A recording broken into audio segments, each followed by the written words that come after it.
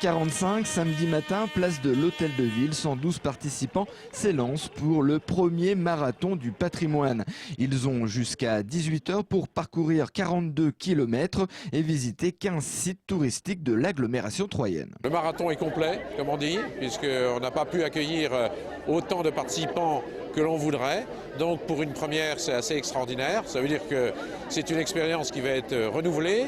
Et en même temps, je pense que tout le monde est ultra content, très satisfait de pouvoir à la fois découvrir les richesses patrimoniales, de courir, de faire du sport et d'œuvrer aussi pour un but humanitaire avec l'association Autisme Aube qui va récolter les fruits de ce marathon du patrimoine.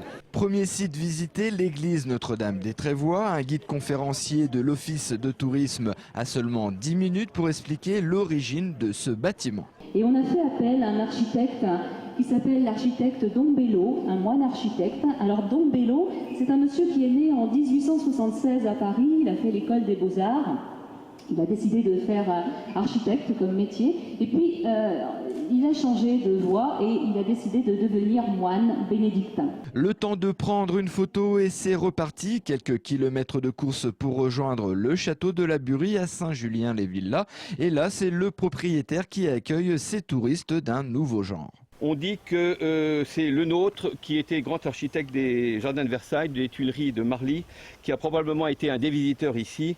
Et une tradition familiale veut que ce soit lui qui ait tracé le parc de la Burie. Cette formule de course à pied ou à vélo a séduit ses participants. Une nouvelle manière de découvrir Troyes et ses environs. Voilà, c'est mon intérêt aussi du patrimoine, voir un peu ce qu'il y a autour de Troyes.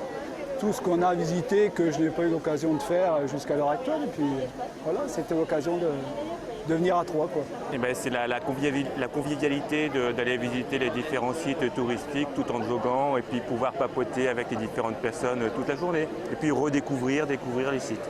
Nous restons 10 minutes sur les sites, mais c'est un moyen de leur démontrer qu'il existe encore tout un tas de choses à faire sur l'agglomération qui nécessite aussi d'aller un petit peu plus loin, de chercher, d'aller à la quête justement de ces sites. L'année prochaine, l'opération devrait être reconduite. D'autres sites méconnus seront au programme. En attendant, il reste à ces marathoniens encore 13 sites à découvrir.